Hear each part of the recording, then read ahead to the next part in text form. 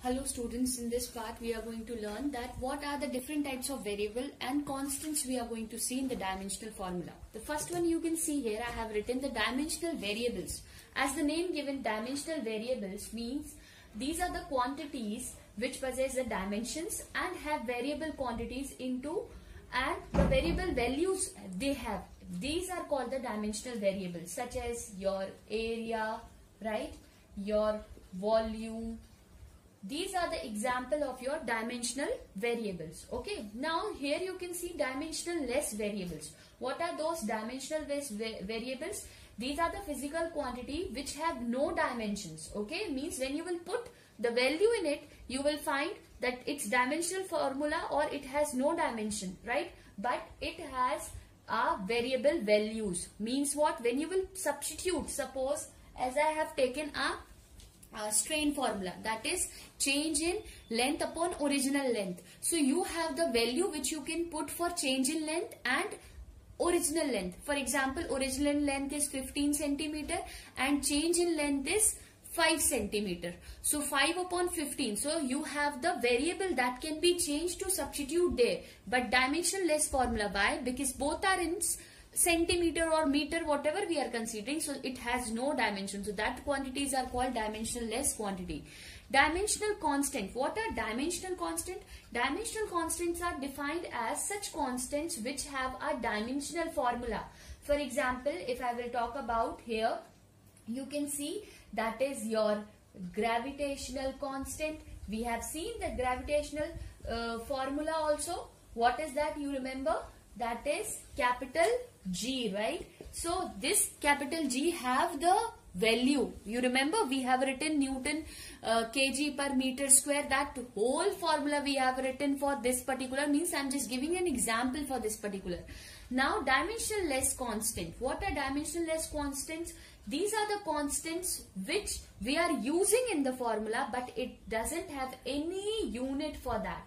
For example, you have pi, you have the value of E, and many more are there. Okay, so these are some important dimensionals and variables and the dimensionless variables and constants. Okay.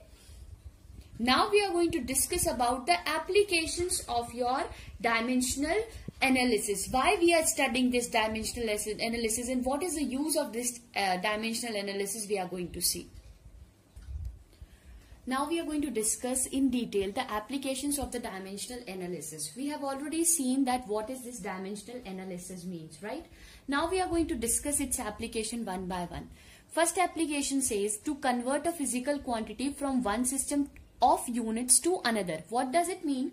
It means that if we already have seen that we have a CGS system, MKS system, SI system, right? If we need to convert one system from one system to another system, this dimensional formulas or this dimensional quantities are helping us to change or to convert one system to another system.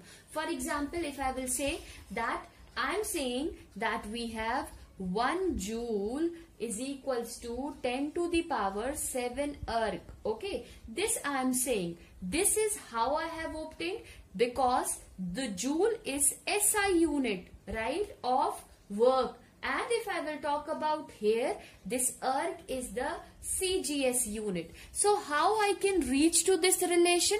Because of with the help of the physical quantity. So one application is clear, that it is helping us to find out or to convert one system of unit to the another system of units, establishing a relationship among the units.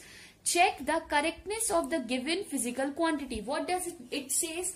It is saying about that if we need to check, suppose we have a relation V is equals to U plus AT. Okay, now we need to check that why this V is equals to whole this equation. So we are going to substitute its dimensional equations or dimensional formula. So we will find LHS is equals to RHS. This is the second application which they are talking about. Okay. Now the third expression or the third application, to drive a relationship between the different physical quantity. What does it mean? We are suppose using a formula, any formula we are using. Suppose I am saying F is equals to mv square upon R. So this we know that this is a centripetal force. So how we have this formula of centripetal force in terms of F is equals to mv square upon R. What are the relationship among the mass, velocity, radius and this force? This we can easily find out, or we can easily calculate with the help of this applications of the dimensional analysis. So these are the applications of your dimensional analysis. This is very important topic because they will be asking you that what is the use of this dimensional analysis while we are studying. From so many days we are talking about dimensions and dimensional analysis, and for what? This is the application which we have to use to find out the dimensions. Now in the next class or in the next video we are going to discuss each of them in our detail. Okay, so thank you so much.